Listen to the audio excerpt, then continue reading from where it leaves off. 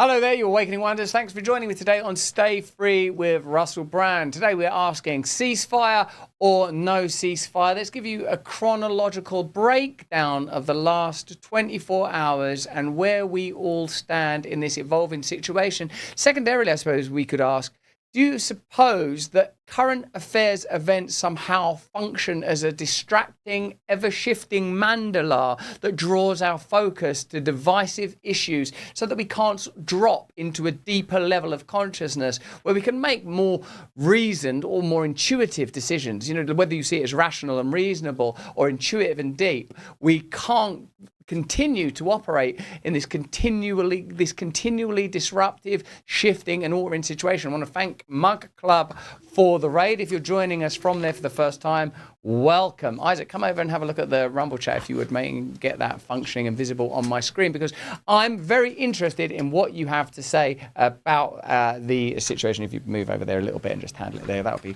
super helpful. If you're watching us on X or YouTube, come and join us on Rumble as soon as you can. Let's get into, first of all, the ceasefire, because for a minute it seemed like there was a ceasefire, and the ceasefire has been withdrawn. Now some people don't even like the word ceasefire. Let's have a quick look at this. So here's we're going to try and talk you through it as deftly as I can. We'll talk about this first of all, then we're going to be talking about the ICE raids. We're going to be talking a little bit about AOC and Trump's spat, and we've got some amazing, slightly lighter stories about a man proposing to his own AI. There's so much to talk about today. So let's see if we can get through this ceasefire situation first of all. So as Trump announces that there is a ceasefire between Israel and Iran and an end to the 12-day war. But, you know, before, it's in a sense a ceasefire on ceasefires because antipathy quickly resumed. Have a look at this moment on CNN, which is enjoyable if abrupt. Now we're hearing incredibly optimistic views coming out of the White House as far as how long this can hold and what this is going to look like. That obviously still remains to be seen on the implementation side of this, and waiting to see if the firing does stop and if Iran and Israel do both agree to this. Because, you know, speaking of the fluidity of the situation, it was just 24 hours ago that President Trump himself was suggesting a regime change in Iran was a possibility. And obviously right before that, having the United States strike Iran. And so, yes, there have been a lot of phone calls going back and forth. In part, this has to do with Iran's limited response earlier, where they fired on a U.S. base in Qatar, but there were no casualties. We know that they did give a heads up that they were going to be firing on U.S. bases without exactly specifying which ones. But that is the question here, is if the United States felt that it did not need to respond to the Iranian retaliation, did that create the space for this? That is what we've been hearing from administration officials. And so the question is whether or not this still holds for the next few hours. Caitlin, I just been given word that Iran, according to a diplomat who briefed CNN, Iran has agreed to the ceasefire. So this is significant. I just want to try to learn some more information as soon as we get it about that. But if that is the case, that's incredibly significant, because that is, we were waiting. We had not heard from Iran. We had not heard from Israel. All we were going on so far has been the president's social media post, which was some 2 hours ago. So again, that is the first indication we have that Iran has agreed to this. Okay, that was a million years ago, like yesterday, when there was a ceasefire. Here's JD Vance. We're going to talk you through all of it. And like, I bet while we were talking, ceasefire come, ceasefire go. In a way, what we're dealing with, I suppose, is the never-ending anxiety of constant stimulation through media. I was reading Surprised by Joy by C.S. Lewis yesterday, and he was saying that it was a bad habit to read newspapers, like, because he's obviously writing in like this was probably in the 1950s, I'm figuring, because you're constantly, your attention is gliding from like a marital matter, some scintillating story. Then you're reading about a flood in India. Then you're reading about a war elsewhere. Can you imagine how great minds such as those of C.S. Lewis or Gandhi, who said we were infatuated by gadgetry, would respond to this state of cyclical stimulation that we live in now?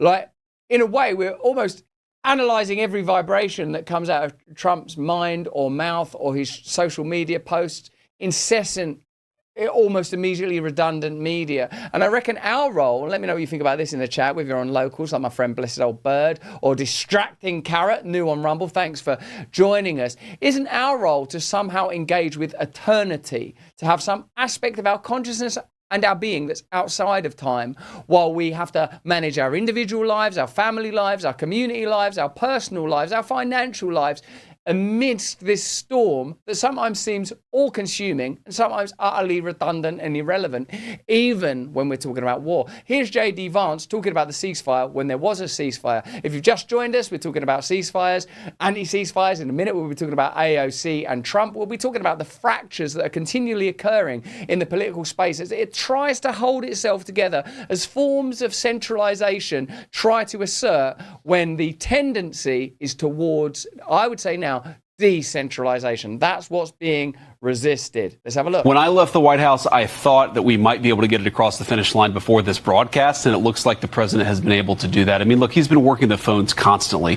Frankly, before the 12-day war started, but certainly over the past 12 days, the president's been extremely clear about America's national objective here. It is to create a world where Iran cannot build a nuclear weapon. We, of course, destroyed the nuclear program that they had, and the president told the entire team, we're going to work to make sure that they don't try to rebuild that nuclear capability in the future. So there's an attempt to sort of brand it as a 12-day war, but it's lasting longer than that. Breaking District Court Judge orders Trump to restart war with Iran. Nice little joke from Tim Paul. Thanks, Tim, and Timcast for the raid. Thanks, Crowder, for the raid. Remember, if you don't have Rumble Premium yet, get Rumble Premium. You get additional content, not just from us here at Stay Free, but also from Glenn Greenwald and Tim Pool and Mug Club and stuff. It's pretty good. Right, Sagar Enjet, he's a vocal Republican and good independent media journalist. Here's his take on this, because right now we're in an unceasefire, although we might be transitioning to another ceasefire any moment. And what we're putting to you and what we're asking you is, how are you personally going to cope with an endless cycle of news, endless spats? And are you beginning to think that no matter which way you vote or whichever way you place your political affiliation and personal energy, that you're going to end up in some centralized system that benefits perpetual war, or requires perpetual war in order for itself to benefit, I suppose is a better way of phrasing that you're not really going to be able to get purchase or real change? Do you see that the system itself, the Leviathan, the Goliath, the monster, is beginning to crack and quake? That's how I feel. Let me know what you feel, though. Here's Guy and Jetty. Look, I'll happily take whatever it is Trump is now saying, but the idea that yellow lighting a regime change war by Israel, wiping out facilities without destroying Ukrainian stockpiles, admitting to using diplomacy as a ruse, calling for regime change, and then the next day saying you want world peace with some grand master plan is genuinely laughable. The sheer schizophrenia of US policy in the last week should give very few confidence that this is serious and can't start again at any time. In a minute, we'll be showing us a rare clip of Trump actually using expletives. For all of the talk of vulgarity, it's not often that you see the commander-in-chief resorting to curse words, but that's coming up in a moment. Firstly, though, here's Israel claiming that Iran violated the ceasefire agreement. Fragile ceasefire between Israel and Iran looks to be on the brink of collapse. In the last half hour, Israel said it had identified new missile strikes launching its way from Iran. Those were intercepted, but Israel's defense minister has instructed his military to respond forcefully to what he's described as a violation of the truce. Okay, so Trump ordered Israel not to retaliate. In caps, do not drop those bombs. If you do, it's a major violation. Bring your pilots home. Donald J. Trump. Now, even for like those of us that have, ever since the golden escalator moment, followed Trump, his mastery at maneuvering media spaces through direct guerrilla-style social media use, are now witnessing, I suppose, a new expression of social media government. Like, it was weird, wasn't it, to watch Anderson Cooper say, well, these updates are just coming from President Trump's Truth Social. And now we're watching international diplomacy, or if not international diplomacy, the PR component of international diplomacy being conducted directly on social media, a social media site that the president owns. It's really really unusual. Coming up in the show, we'll be talking about ICE and deportations, and Joe Rogan expressing some concern about how this is unfolding. If you lose Joe Rogan, do you lose the right? If you lose Tucker Carlson, do you lose MAGA? What is happening to the once broad base of MAGA? Let me know what you think in the comments and chat. Are you Trump forever? Or do you think that this is an interesting moment for assessing state power, even when alloyed to a nationalist, populist candidate and somewhat, well, gosh, let's face it, a unique leader like Donald Trump? So here's another post. This is Trump saying that Israel is not going to attack Iran. All planes will turn around and head home while doing a friendly plane wave to Iran. Nobody will hurt. The ceasefire is in effect. Thank you for your attention to this matter. Then subsequently, Israel confirms it attacked a target in Iran. And here now, the moment where Trump expresses with expletives, so prepare yourself. I mean, this is a free speech platform. If you're watching this on X or YouTube or anyone else, or anywhere else, join us over on Rumble. We'll be with you for a while today. We make a lot of content over here. We've got some fantastic and insightful interviews coming up. Marjorie Taylor Greene coming up, Eric Prinz. We've got loads of stuff coming up today. So do join us on Rumble where you can speak freely. For example, the Dave Mine says Tucker isn't MAGA. Then there's someone saying that the Nazis in China, that Joe Rogan's getting called a libtard in the chat. But, hey, man, people are expressing free speech. I'm a proud Trump supporter, says Miguel, with a bunch of numbers. Why don't you join the conversation over there? Here's Trump expressing his, I suppose, despair, disappointment, despondency at his inability to bend reality, particularly when it comes to this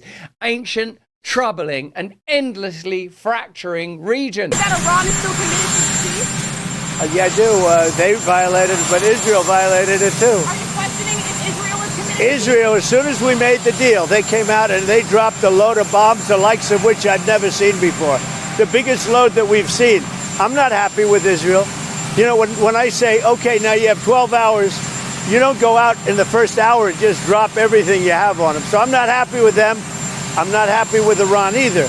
But I'm really unhappy if Israel's going out this morning because the one rocket that didn't land, that was shot, perhaps by mistake, that didn't land. I'm not happy about that. You know what?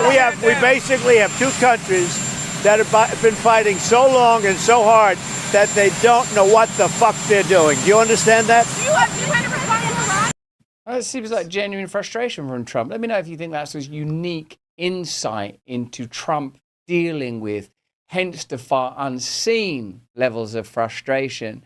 This is a person that's very successful in a variety of areas of life. He's been president of the United States before. I don't feel like his previous presidency was defined in the way this one is likely to be by geopolitics in the Middle Eastern region. Let me know what you guys think in the comments and chat. A lot of you like that, huh? That's another example of Trump communicating in a way that would have been unthinkable, I suppose, through Barack Obama. Is that his Barack Obama fist bump moment? Kind of an insight to a cultural aspect of a president that some people will like, others won't like. If it's consistency you're looking for, look to Lindsey Graham. He wants war. He always wants war. War, war, and more war. Here he is agitating for war. It's about a religious agenda. Why do they do what they do? Religious, fanatical beliefs, a master religion for the world. And if you don't believe that, you have missed a lot. That's what they want, and the only way they're not going to get there is for somebody to stop them. What did Hitler want? To take over the entire world and create a master race. Anybody that didn't fit his definition of the right kind of person was imprisoned or killed. The Ayatollah and his henchmen have that same view, but it's religiously driven. It's interesting to watch Lindsey Graham standing by a map comparing various people to Nazis and likely supporting further military action. Here's Matt Walsh. I can't understand why voters in South Carolina keep re-electing this lunatic warmonger. Let's have a look at Fox News, who some believe are a virulently anti-Trump organization. Let me know what you think in the comments and chat. A lot of people saying that Lindsey Graham is just straight up gay. Chatterex, war bitch, Lindsey likes him young. There you go. Graham is an idiot. I don't know. Do we have any evidence of that? It certainly seems to be a pretty consistent rumour and joke. I don't know if there's any evidence of it or if it would necessarily be a problem. It's more the warmonger, isn't it? Do you think that the warmonger is a kind of an expression of repression? I know I've heard Tucker Carlson say some things that... Well, actually, not directly about Lindsey Graham, I don't think. All right, let's have a look at Mark Levin. He's attacking Trump's peace deal and maybe like claiming that ceasefires are impossible in this situation. So far, we've seen Cigar talking about the fact that it's unlikely you're going to get a stable peace at this fragile time. You've seen Trump expressing frustration. You're seeing a lot of the MAGA base saying, hey, why are we waging war? And of course, Lindsey Graham wants more war. Marjorie Taylor Greene, we happen to know, feels betrayed. She's coming on the show pretty soon. She's coming on next week. Is it next week that we're seeing Marjorie Taylor Greene? We'll get some confirmation of that a little later. Here's Fox News. The truth, too. So we have a ceasefire. I hate this word ceasefire. I really do. The president hated it a few days ago, too. What's needed now is this, in my humble opinion. Iran should be forced to sign a surrender document. Unconditional surrender.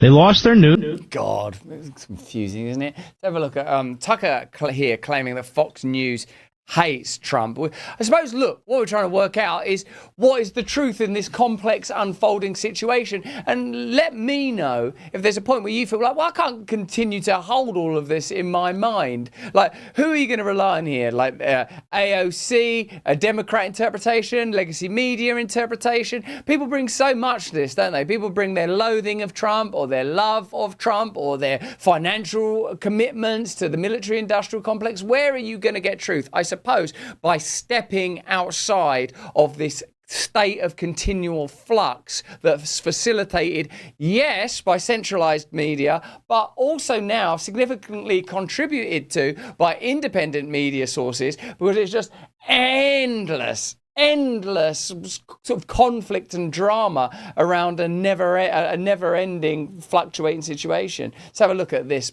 But Levin, again, doesn't care about the United States, and they're all wearing the Trump skin suit right now because they think it suits their purposes. These are people who hated Trump. They're anti-Trump. They're never Trump, and that would include a lot of people on Fox News who I worked with for 15 years. I know what their political views are. They're my colleagues. They hate Trump.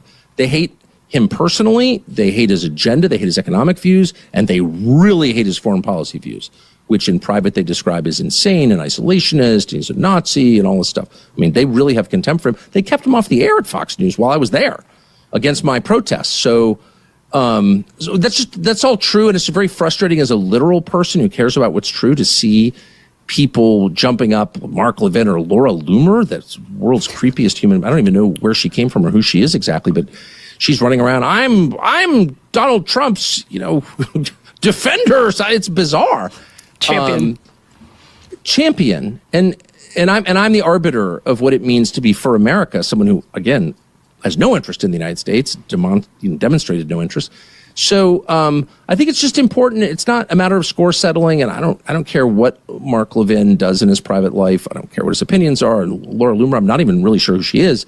However, if people like that are able to take over a political movement whose stated goal is to serve the United States, first and foremost, America first, make America great again, if those people can take control of that political movement, first of all, it's an offense against reality and truth, but second, it's really dangerous for the country. I mean, they washed out of the Democratic Party, the same people, and now they're trying to take over the Republican Party. How about no? Unbroken track record of failure, unbroken track record of ideas that hurt the United States in measurable ways, impoverished the United States, put us in unpayable debt, killed a ton of people, destabilized the world, caused a refugee crisis in Europe, destroyed Europe. That's a lot of destruction for one group of people and one set of really bad ideas, the John Boltons, the Bill Kristols. Can they be allowed to take over the Trump White House? No. How about no? Just as an American. I mean, I don't really care what people think of me at this point. I'm 56. You were wrong. Well, I've been wrong many, many times. I'll be wrong many, many more times. But the one thing I am is sincere.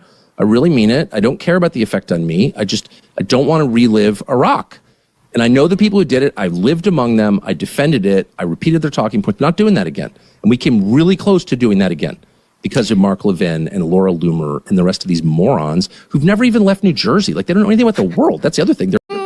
I think Tucker Carlson is sincere. Let me know what you think in the comments and the chat. Tucker Carlson advocating for peace and for the agenda of an America First political movement not to be hijacked by perennial warmongering. Let me know what you think about that in the comments and chat. This is an interesting moment on, I think, CNN, where this is sort of being pitched as a kind of victorious moment in a tit-for-tat spat. Who caused more deaths? Was it Obama or is it Trump? But in a sense, are we not at the point where we're starting to recognize that there are institutional and systemic ways of maneuvering the political machine of your great nation towards an agenda that seems to be at least somewhat extra-American, extraterrestrial, outside of the US? Let me know what you think in the comments and chat. I worked for an anti-war president, and I saw, no, he was. He ran against. How many countries did you bomb the crap out of? Well, that's what I'm going to say.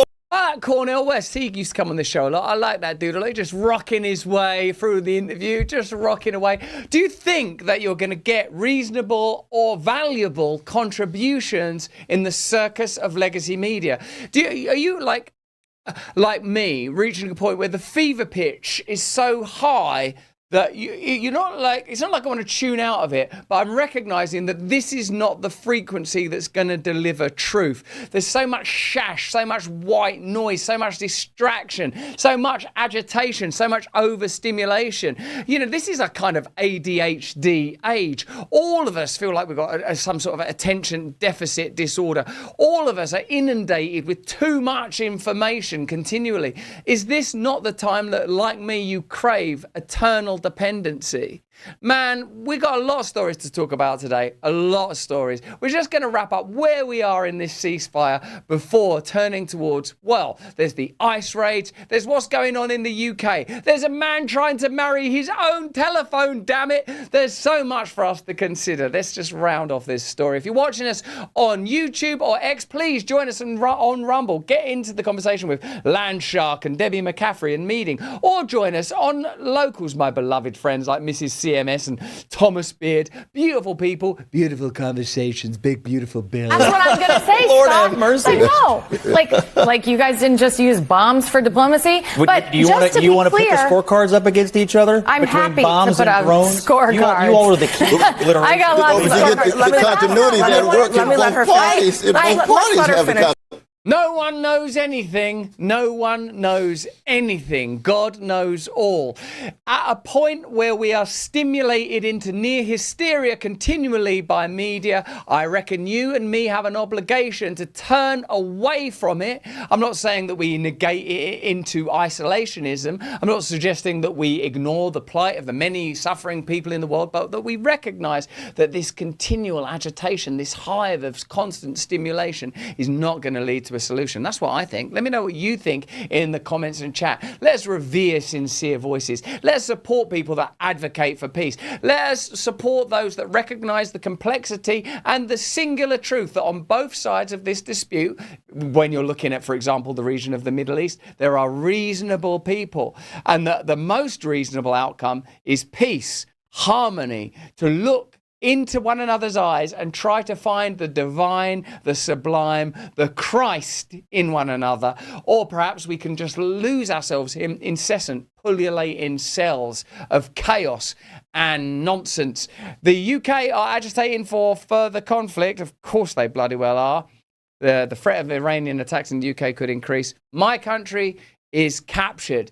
The government of the United Kingdom will always agitate for further war, for further control, for cozy authoritarianism. Let us pray that some peace may emerge from this. If you're watching us on YouTube or X, please join us over on Rumble. Here's a quick message from one of our partners. We'll be back in a minute talking about ice raids. We'll be talking about Joe Rogan. We'll be talking about AI and how it's impacting us even at the interpersonal level of the human heart. A man asked his phone to marry him. Where do we go next? Have a look at this. Free speech is under attack, Jack, but Rumble refuses to take it lying down. Rumble is farting out the fierce cock of authoritarianism and clamping shut the butt cheeks of free speech, baby. We've always believed in empowering voices, no matter how unpopular, and now we're taking that fight to the next level. When major advertisers conspire to pull their dollary dues, even brands like Dunkin' Donuts turn their back, claiming Rumble had a right-wing culture. But we're not here to fit a mold. We're here to defend free expression. How dare you? How dare you? Just look at some of these comments. Keep it going, Russell. Great stuff. That is from Benito Mussolini. Well done, Russell. Magnificent. I loved your take on Israel. And that's from Mr. Goebbels. You know, there is no right-wing culture here on Rumble. To strengthen this mission, we're excited to offer Rumble Premium, a completely ad-free experience, except ironically, sometimes I do record the ads on Rumble Premium, but you get a behind-the-scenes glimpse. Give us a glimpse, give us a glimpse, give us a glimpse, give us a glimpse, give us a glimpse, give us a glimpse, give us a glimpse. Ooh-wee! A completely ad-free experience with exclusive benefits. We're friends, but with benefits. Not benefits like that, Greta Thunberg, if that's your real name. Greta Thunberg. Which I doubt. Content from creators like Russell Brand. Yo, I'm that dude. Dr. Disrespect. Are you even a real doctor? Tim Cast. And the Mug Club with Crowder. It's more than a subscription. It's a stand for free speech. Your voice matters. For a limited time, you can get $10 off an annual plan using the Rumble code BRAND. Now, I do want you to do that because my contract is up for renewal and it would really help me. So go get it right now. Visit rumble.com/premium/brand and claim your discount today. Together we can turn the tide, whether you join Rumble Premium or simply keep watching. Your support helps keep free speech alive. And with free speech, we can be free together. Subscribe to Rumble now.